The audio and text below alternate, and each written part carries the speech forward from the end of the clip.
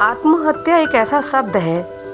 जो सिर्फ व्यक्ति अपनी हत्या ही नहीं करता, बल्कि अपने पीछे छोड़े हुए परिवार की भी कहीं ना कहीं जीते जी हत्या करके चला जाता है। और आज का दिन यानी 10 सितंबर ऐसी चीज़ों को रोकने के लिए सेलिब्रेट किया जाता है, जो कि बहुत सेंसिटिव मैटर है। तो आज के दिन हम लोग world suicide prevention day celebrate कर रहे हैं। और मैं social activist advocate Tanishka Gupta JTF live की आज इस वीडियो में आपको वो ज़रूरी बातें बताने वाली हूँ जो शायद आपके जीवन या आपके समाज में 90% देखने को मिलती होंगे। आत्महत्या रोकथाम दिवस मनाने की ज़रूरत इसलिए है क्योंकि आजकल 90% व्यक्ति कहीं ना कहीं मानसिक दबाव के साथ जीवन को जी रहा है। जितना भी वयस्क व्यक्ति है वो 90% दबाव में जीता है। बच्चे पढ़ाई के दबाव में जीते हैं, युवा व्यक्ति नौकरी व्यापार के दबाव में जीते हैं, बुजुर्ग व्यक्ति अपने आने वाले बुढ़ापे के दबाव में जीते हैं। कहीं ना कहीं बेरोजगारी महामारी इतना चरम पर पहुंच चुकी है कि लोगों को आत्महत्या के अलावा कोई और रास्ता नज़र नहीं आता।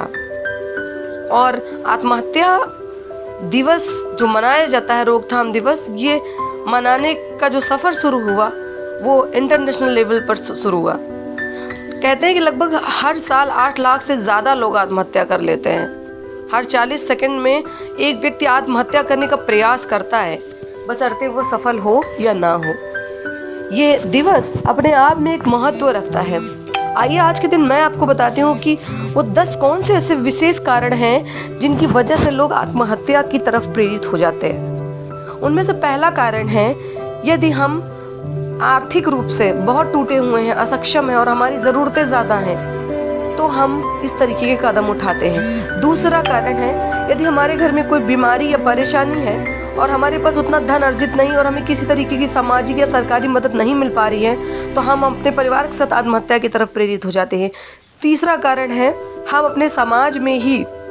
इस तरीके से दलित और शोषित किए जाते हैं कि हम आत्महत्या की तरफ प्रेरित हो जाते हैं। चौथा कारण है कि कभी कभी ऐसा होता है कि हम अपने जीवन से इतना नीरस और परेशान हो जाते हैं कि हम आत्महत्या की तरफ प्रेरित हो जाते हैं। ये एक मानसिक डिप्रेशन और बीमारी के लक्षण भी होते हैं। ऐसे में लोग अपने आप को समाज से दूर, सोशल मीडिया से दूर, यहाँ तक कि घर परिवार से भी दूर कर लेते हैं। पांचवा कारण है कि हम नशे की तरफ धीरे धीरे जितना बढ़ते हैं उतना ही अपने आप को सुसाइड की तरफ ढकेलते हैं, क्योंकि जैसे जैसे हमारा दिमाग की संतुलन सही नहीं रहता हम नशे की तरफ जाते हैं और नशा हमें कहीं का नहीं छोड़ता, ना कुछ सोचने के लायक और ना कुछ समझने के लायक, और हम लास्ट में सुसाइड करने की तरफ बढ़ जाते हैं। छठवां कारण है कि हम जीवन में बहुत ऐसी चीज़ें पाना चाहते हैं और उनमें कहीं ना कहीं हमें हताशा मिलती है, निराशा मिलती है और हमारा जीवन अव्यवस्थित हो जाता है। हम नौकरी की तैयारी कर रहे होते हैं, हमें नौकरी नहीं मिलती। हम IAS की तैयारी कर रहे होते हैं, हमें IAS पीछे न, लास्ट में अपना बिजनेस करते हैं, वो भी हमारा डिस्ट्रॉय हो जाता है। तो हम इस तरीके की चीज़ों को अपनाते हैं। सातवां कारण है कि कभी कभी ऐसा होता है कि हम जीवन में अपने वैवाहिक जीवन और अपने पारिवारिक जीवन से इतना ऊब जाते हैं कि हम सुसाइड की तरफ कदम उठा लेते हैं। आठवां होता है, चाहे पति हो या पत्नी, यदि एक दूसरे को प्रताड़ित करते हैं, मानसिक रूप से टॉर्चर करते हैं, यदि पत्नी पति को टॉर्चर करती है या पति पत्नी को टॉर्चर करता है, तो इस तरीके के कदम समाज में लोग उठा लेते हैं। नवा कारण है, ये जाने अनजाने कहीं ना कहीं कानून भी व्यक्ति को आत्महत्या करने के लिए प्रेरित कर देता है। कभी कभी हम देखते हैं कि निर्दोष व्यक्ति जेल होकर आता है और वो मानसिक रूप से इतना विक्षिप्त हो जाता है कि वो समाज में जीना नहीं चाहता, जीने के लिए अपने आप को समाज में ढाल नहीं पाता, और लोग भी उसको इतनी हेय दृष्टि से देखते हैं कि उसे लगता है कि हमारा मर जाना ही ठीक होता है, तो फिर वो इस तरीके के कदम उठा लेता है। 10वां और सबसे अंतिम कारण है कि हम जीवन में कभी कभी बहुत कुछ कर सकते हैं लोगों के लिए, लेकिन हम नहीं कर पाते, और वो अंतर आत्मा की ग्लानि हमें शायद जीने नहीं देती, जिसके कारण हम आत्महत्या कर लेते हैं।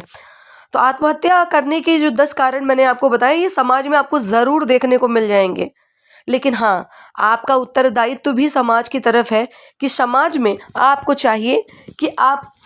चाहे वॉलेंटियर सोशल एक्टिविस्ट हो या किसी संस्था से जुड़े हुए लोग हों, हर व्यक्ति की मानसिक स्थिति का आकलन ज़रूर करें, क्योंकि मानसिक स्थिति के आकलन से आपको ये ज़रूर एहसास हो जाएगा कि कोई व्यक्ति अपने आप को आत्महत्या की तरफ क्यों धकेल रहा है, क्योंकि ये एक बहुत बड़ा अपराध भी है और अपने पीछे छोड़े हुए समाज और परिवार के लिए प्रश्न चिन्ह भी है, क्योंकि आत्महत्या करने वाला व्यक्ति अपने जीवन के साथ कई ऐसे राज लेकर चला जाता है और कई ऐसी परेशानी अपने परिवार को देकर चला जाता है जिससे उसका परिवार ताउम्र जूझता है। ये दिवस मनाने की शुरुआत WHO ने और अन्य संस्थाओं ने मिलकर की है और पहल की है कि हम समाज में अपने इर्द गिर्द ऐसे लोगों से मिलें और हम ऐसी कोई बात ना करें जिससे किसी का मनोबल टूटे, जिससे किसी के जीवन में आत्महत्या जैसा विचार भी आए, क्योंकि ये विचार क्षणिक मात्र आता है, लेकिन यदि उसी जोश में व्यक्ति उस काम को कर दे तो शायद जीवन खतरे में पड़ जाएगा। और यदि हम 10 मिनट के लिए उस व्यक्ति को समझाएं और समझाकर उसे उस सोच से बाहर निकाल कर लाएं तो ये हमारे लिए बहुत पुण्य और सौभाग्य का काम होगा और शायद ये वीडियो बनाने का जो हमारा मुहिम है वो सक्सेस हो जाएगा।